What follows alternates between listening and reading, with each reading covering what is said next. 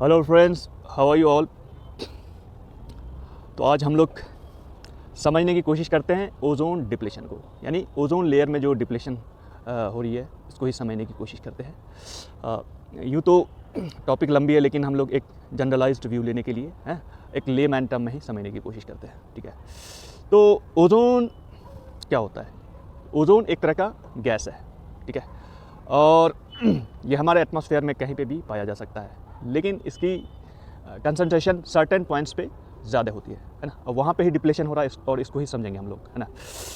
और यूँ कहा जाता है कि ऑक्सीजन का 3 एटम जब कंबाइन करता है ना, तो वो ओजोन का एक मॉलिक्यूल बनाता है, जिसको कि हम लोग इंडिकेट करते हैं O3 से, ठीक है।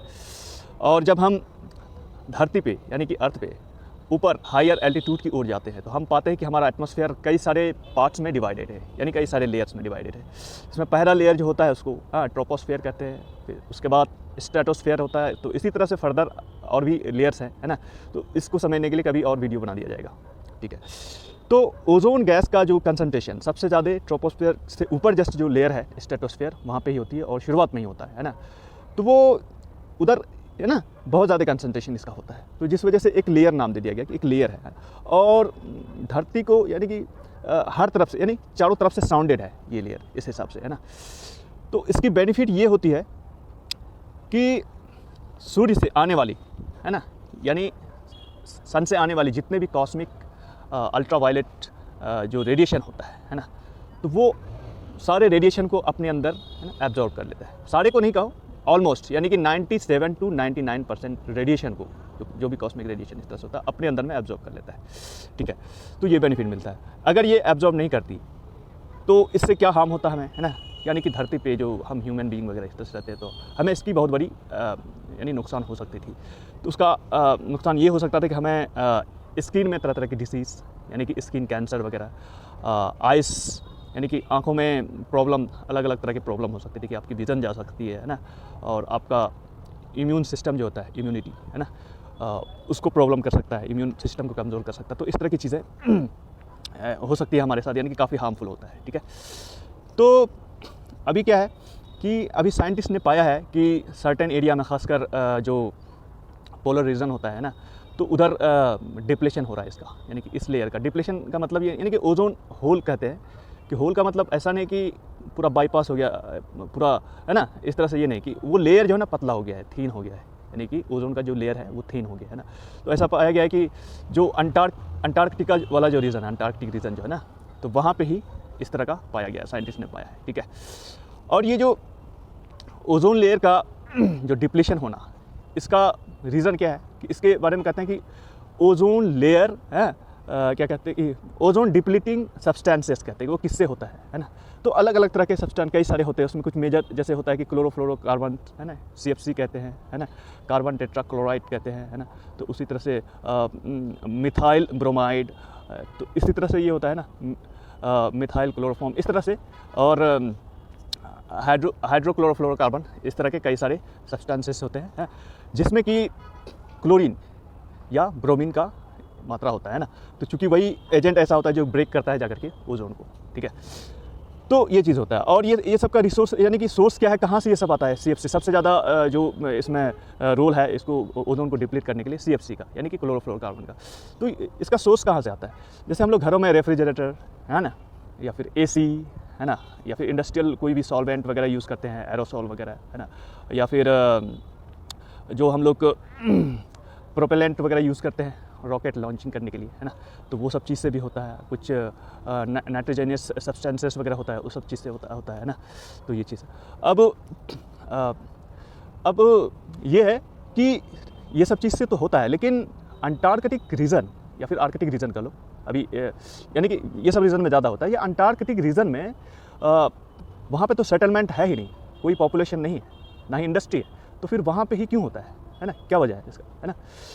तो इसकी वजह ये है कि जैसे अर्थ जो रोटेट करती है ना, ठीक है। रोटेट करती है तो एक कहते हैं ना कि हम लोग जब पढ़ते हैं ज्योग्राफी में कि एक कोरियलिस फोर्स डेवलप होता है, तो वो एयर का मिक्सिंग होता है, एयर का मूवमेंट होता है यहाँ वहाँ, मतलब इस तरह से, और low pressure high pressure zone create होता है, तो उसी में एयर का मूवमेंट होता है ना, कि मतलब एयर हीट होता है, गर्म होता है, तो वहाँ पे लो प्रेशर, एयर ठंडा होता है तो हाई प्रेशर। तो इसमें क्या होता है कि जैसे एयर गर्म हुआ है ना, गर्म होने के बाद जो है ना वो क्या होता है कि वो एक्सपैंड करने लगता है, ऊपर उठने लगता है, ऊपर उठने लगता है तो दूसरी जगह का जो ठंडा एयर वो उस तरफ मूव करने लगता है। तो इसी तरह से एयर का मूवमेंट होता है, विंड वगैरह जो होता है। तो इसी चक्कर में एयर मिक्सिंग जो होता है, तो इसी तरह से जो सिटी साइड से जहाँ पे इंडस्ट्री वगैरह, तो वहाँ का एयर ऐसे एरिया में चले जाता है। खासकर अमेरिका वगैरह, अमेरिका ने सबसे ज़्यादा एयर पोल्यूशन इस तरह से कहते हैं कि ये कर रहा है आज के डेट में, चाइना है ना।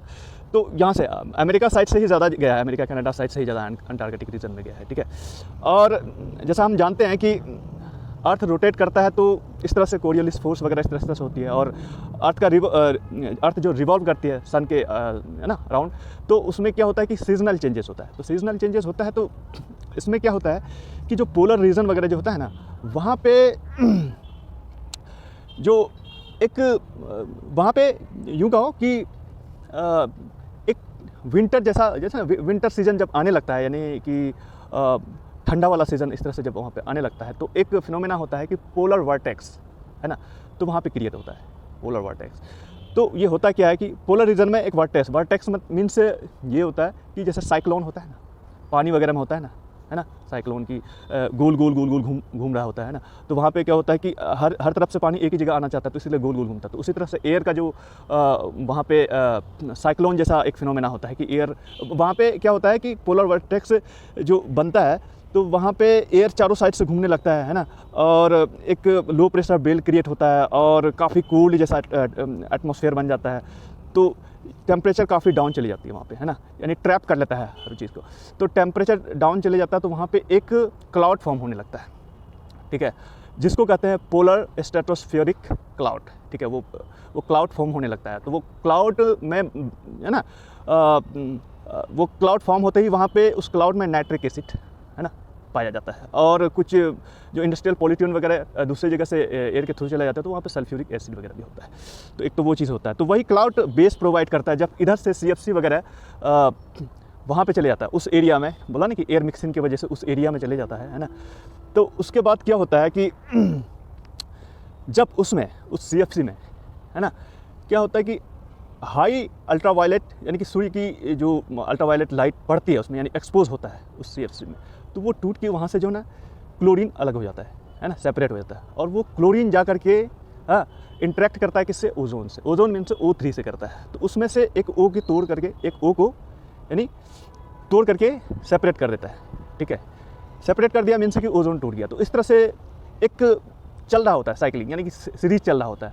और ऐसा, और ये भी बता देता हूँ कि ओजोन का बनना भी वहीं पे होता है ना, कि ओजोन बनते कैसे है कि जैसे क्या है कि